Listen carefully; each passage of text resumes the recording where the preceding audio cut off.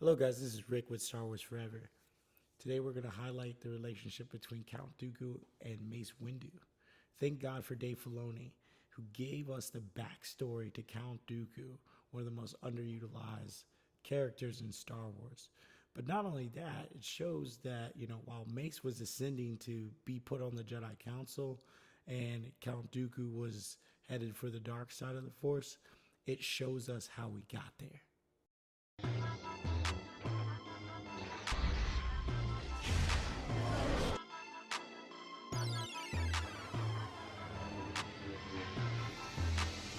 Thank you, Dave Filoni. Kelly got to highlight the backstories of not only Ahsoka Tano, but Count Dooku and Mace Windu. Count Dooku is one of the most underutilized villains in Star Wars. By being the master of Qui-Gon Jinn and ultimately being the Padawan of Master Yoda, he's definitely an important figure in the Skywalker saga to explain why the Jedi are polarized, right? Or he didn't go the way that Ahsoka did, after she was invited back to the Order and decided not to come back. He was feeling conflicts in the Jedi's mandate as a whole.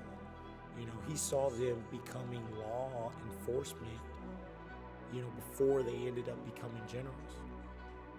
Mace, on the other hand, was willing to do whatever the Jedi Council wanted him to do and follow the mandates, which ultimately led him to a council seat.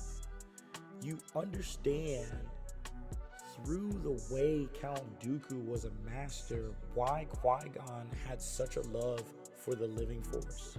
It translated into his own being. He never cared about a council seat, neither did Count Dooku. Another fascinating thing about Tales of the Jedi is that you see Count Dooku's descent. You see why he dissented. You see that he was the one that wiped Kamino from the Jedi archives while he was serving Darth Sidious as Darth Tyrannus. He was the one that raised the clone army. We all knew that.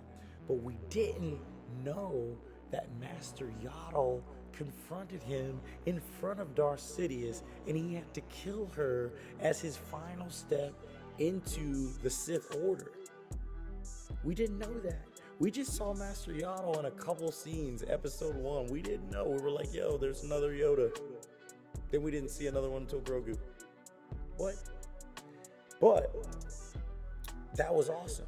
I mean, it's just what Dave Filoni is able to pull out of the Star Wars story arcs and illustrate on the back end is absolutely amazing to me.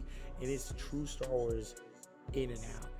We see that the only reason why Count Dooku was able to go to the measures that he was able to go to was his Padawan died and no one had an answer.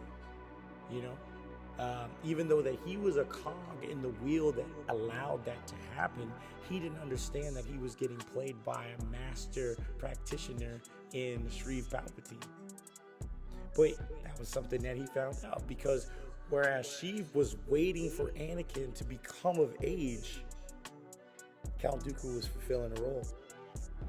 Mace, on the other hand, ascended to the council and be able to garnish under being the type of Jedi that could be trusted, that could be relied on, and he followed the rules.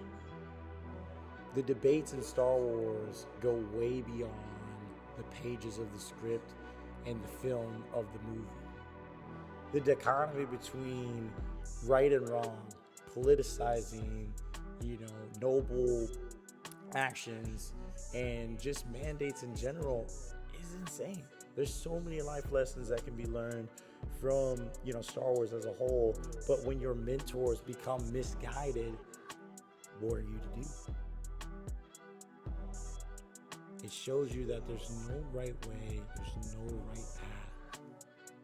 But if you let your emotions dictate how you move, then you will clearly fail. Thank you, guys. This has been Rick, Star Wars Forever.